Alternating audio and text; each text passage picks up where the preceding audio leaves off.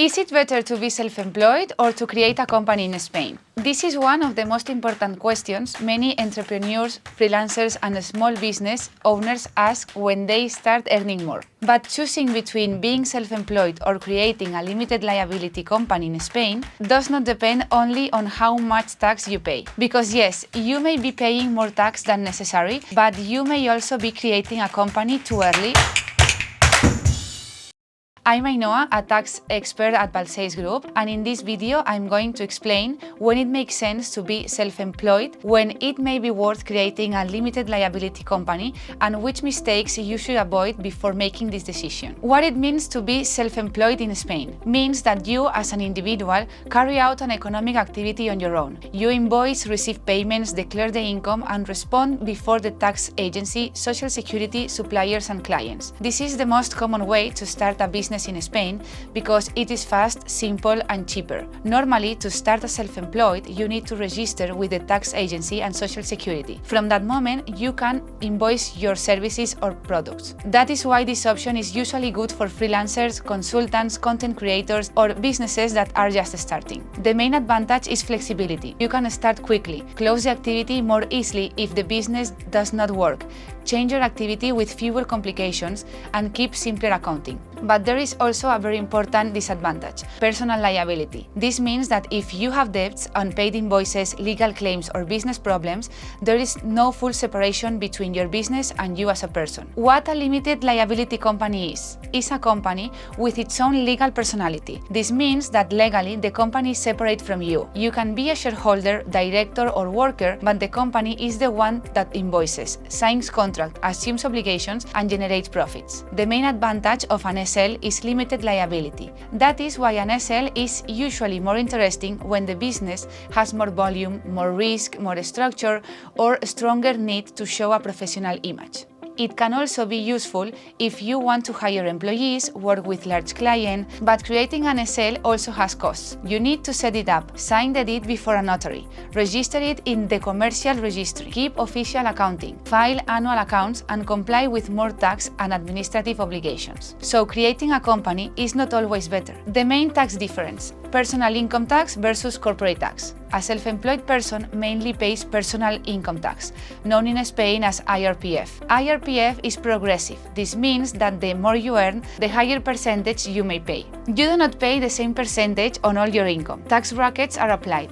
In general terms, rate can go from 19% in the lower brackets to much higher rate for higher income, depending also on the autonomous community. On the other hand, a limited liability company pays corporate tax, known in Spain as Impuesto de Sociedades. The company pays tax on its profits. In 2026, the general corporate tax rate is 25%, although there are reduced rates in certain cases. So many people think, if as self-employed I can end up paying 45% or more, and a company pays 25%, then creating an SL is always better. But that comparison is incomplete. The SL pays corporate tax on the company profit, but if you later want to take that money out for yourself, you usually need to do it through salary, dividends, or other formulas, and that may also be taxed. So the real question is not only how much tax the company pays. The real question is, do you need to take all the money out to live, or are you going to leave part of the profit inside the company to reinvest? If you need to withdraw almost all the profit every month, the SL may not generate a major tax saving. When it usually makes sense to be self-employed. As a practical rule, if your annual net profit is below 40 or 45,000 euros, being self-employed is usually the simplest and most efficient option. Why? Because you have lower initial costs, less bureaucracy, fewer accounting obligations, and more flexibility. Also, if your income is irregular or you have still testing whether the business works, creating an SL may be too early. If you work alone, you do not have employees, you do not take on major risk, and your expenses are easy to justify, starting as self-employed is probably the most logical option. When it makes sense to create a limited liability company. Creating a limited liability company usually starts making sense when the business already has stability. Normally, when your net profits are about 50 or 60,000 euros per year, an SL may also make sense if you reinvest a large part of the money in the business, if you work with large clients, important contractors, or higher risk projects. The gray area between 45,000 and 60,000 euros. One of the most common mistakes is looking for an exact answer. Many people ask, from what amount do I need to create an SL? And the honest answer is, it depends. In this range, several factors need to be analyzed. How much money do you need to take out to live? How much are you going to reinvest? What level of risk does your activity have? What image do you need?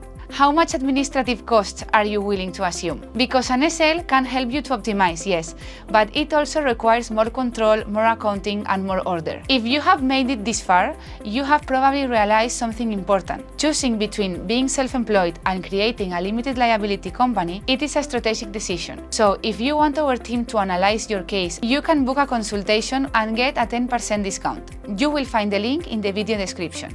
Social Security, normal self-employed versus company self-employed. Another point that creates a lot of confusion is Social Security. Many people think that when they create an SL, they stop paying self-employed contributions. And this is not always the case. If you are the managing shareholder of a limited liability company, you will normally need to register as a company self-employed worker, known in Spain as autónomo societario. This means that even if you have a company, you should pay self-employed Social Security contribution, usually under a different system than a normal individual self-employed person. In 2026, the self-employed contribution system in Spain continues to work based on the net income, with different contribution bases and brackets. Liability, the point many people forget. As a self-employed person, in general terms, you are personally liable. This means that your activity and your personal life are much more connected. If there are debts, legal claims, contractual problems, or unpaid amounts, the risk can directly affect your personal assets. On the other hand, in a limited liability company, liability is usually limited to the company's assets. This does not mean that an SL protects you from absolutely everything. Quick practical rule. As a general rule, if your annual net profit is below 40 or 45,000 euros, being self-employed is usually the better option. If you are between 45 and 60,000 euros, you are in a gray area. Here, you need to analyze your specific case: expenses, risk, reinvestment, type of clients. If you regularly exceed 60 or 70,000 euros of annual net profit, a limited liability company usually starts making more sense. But remember, this is just a general rule. It does not replace a personalized tax analysis, because two people can invoice the same amount and still need completely different structures. The mistake is looking only at taxes, because an SL can help you optimize, yes, but it also has more costs, more bureaucracy, and more obligations. The right question is, what structure does my business need right now? If you want us to analyze your case and help you define the best tax and legal structure for your business in Spain, you can contact us at info@balcellsgroup.com. Subscribe to the channel and activate the notification bell so you do not miss any updates about taxes, immigration, or business in Spain. See you in the next video.